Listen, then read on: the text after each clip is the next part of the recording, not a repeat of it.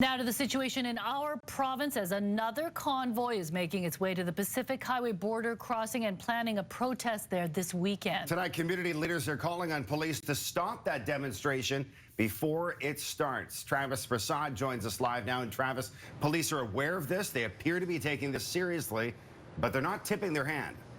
Yeah, Scott, they're certainly preparing for more protesters at the Pac Highway border crossing. They're keeping a close eye on that convoy. But as for how officers plan to deal with it, well, that's still a mystery. Will there be roadblocks? Will protesters be allowed to assemble, but perhaps a little further away from the border crossing this time? All of that is unclear, but what is clear, community leaders want stronger enforcement this time around. These are our freedom fighters. As more protesters are on their way to Metro Vancouver, part of a convoy from northern BC in the interior, police are taking note. We are aware of posts that have been circulating on social media indicating that there may be an additional convoy.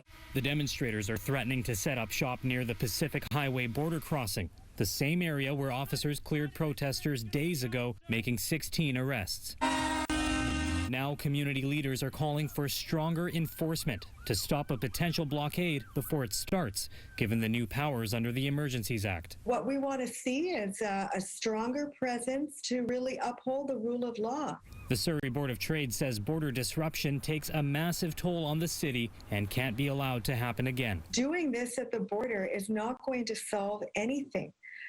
In fact, it's going to make things worse, especially for those that rely on doing business at the border, whose families rely on that livelihood at that border. Our enforcement this weekend will be completely situational dependent. We will continue to monitor and take enforcement steps as required.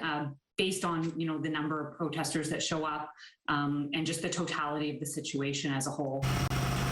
Meanwhile, some protesters in Ottawa dig in. The whole world is watching this. It's not just us here. The whole world is with us. And God is with us too. Risking fines, jail time, and frozen bank accounts. The goal of all measures, including financial measures in the Emergencies Act, is to deal with the current threat only. The Prime Minister is doing this to save his own political skin. But, Mr. Speaker, this is not a game. It comes at the cost to Canadians' rights and freedoms. Whether a greater risk of arrest will deter protesters in BC remains to be seen. Now, it's unclear how many vehicles might be taking part in this upcoming protest, but video we've seen online seems to show at least a few dozen coming in from the north, and there's likely going to be people from the lower mainland joining in as well, which we have seen before. But police say it's these unknowns that makes it difficult for them to say at this point what exactly enforcement will look like. The convoy plans to head to the border on Saturday. Mijung, Scott. Okay, thanks, Travis. The Canadian Civil Liberties Association is concerned the government's decision to invoke the Emergencies Act may violate the constitutional rights of Canadians, so the group will challenge it in court. The government's emergency declaration is unprecedented and seriously infringes the charter rights of Canadians.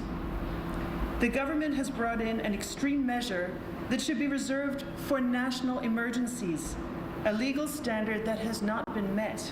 Emergency powers cannot and must not be normalized.